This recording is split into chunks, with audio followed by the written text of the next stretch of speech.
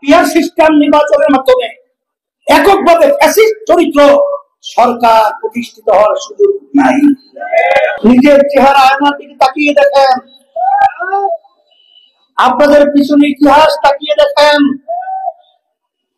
আপনাদের দেশ পরিচালনায় সুন্দর দেশকে একবার দুইবার নয়, তাম দুনিয়ার ভিতরে 5 বার চোরের দিক থেকে আপনারা ফার্স্ট বানিয়েছেন। আপনাদের চেহারা আয়নার দিকে তাকিয়ে আপনারা নিজেকে নিজে প্রশ্ন করে দেখেন, আপনাদের পরিচালনায় এই দেশের ভিতরে হাজার হাজার মায়ের কোন সন্তান হারা হয়েছে। আপনাদের পরিচালনায় এই দেশ থেকে লক্ষ লক্ষ কোটি কোটি 24 লক্ষ কোটি টাকার উপরে এদেশ থেকে বিদেশে পাচার হয়েছে। অন্তর্বর্তীকালী সরকারে যে ঘোষণা ছিল যে সংস্কার, দৃশ্যমান বিচার, এরপরে জাতীয় নির্বাচন, কিন্তু আমরা দুঃখ সহকারে বলতে হয়, আজকে দুঃখ নিয়ে বলতে হয় যে আজকে আপনি যে নির্বাচনের ঘোষণা করেছেন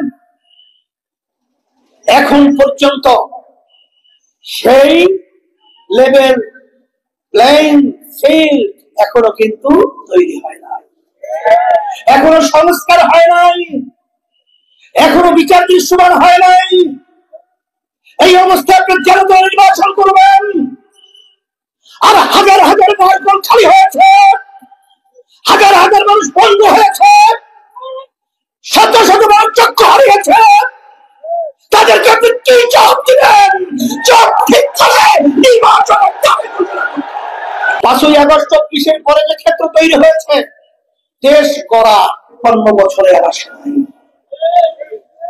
এই সুযোগ যদি আমরা সদ্ব্যবহার করতে না পারি, আমাদের ভবিষ্যৎ প্রজন্ম সন্তানগুলো যখন ইতিহাস পড়বে তখন আমাদেরকে ধিক্কার জানাবে, আমাদেরকে ঘৃণা করবে, আমাদেরকে আফসোস করবে যে সুযোগের পরেও তারা কেন সুযোগকে কাজে লাগাতে পারে না।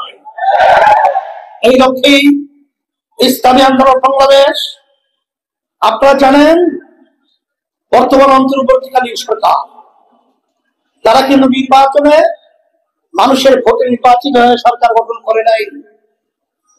তারা কিন্তু অভ্যুত্থানের ফসল, আমাদেরকে মাস্তানের ভয় দেখিয়ে, আমাদের গুন্ডার তাণ্ডব দেখিয়ে, আমাদেরকে আওয়াজ বন্ধ করবে, তোমরা ভুল করেছ, এখন রাস্তার মধ্যে সেই চুলাই যোদ্ধারা মাথা উঁচু করে দাঁড়িয়ে আছে।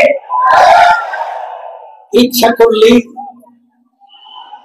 যেন নির্বাচনের মাধ্যমে এই দেশকে আমরা আর বিদেশের তাবেদার রাষ্ট্র বানাতে চাই না, আমাদের দেশে টাকা বিদেশে পাচার করার সুযোগ দিতে চাই না, আমাদের দেশকে আর বারবার সন্তান মা হারা হয়, আর সন্তান মা হারা হয়ে মা চিৎকার করবে, এই পরিবেশ আমরা চাই না।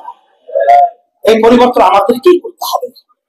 53 বছর বাংলাদেশ স্বাধীনতার পরে আমরা যে নির্বাচন পদ্ধতি দেখেছি, আমাদের সম্মানিত গাজী ভাই বলেছেন, আমি সেই কথা পুনরাবৃত্তি না করে আমরা পরিষ্কার বলছি, সুজনের জরিপ 71% মানুষ পিয়ার পদ্ধতিতে নির্বাচন চায়।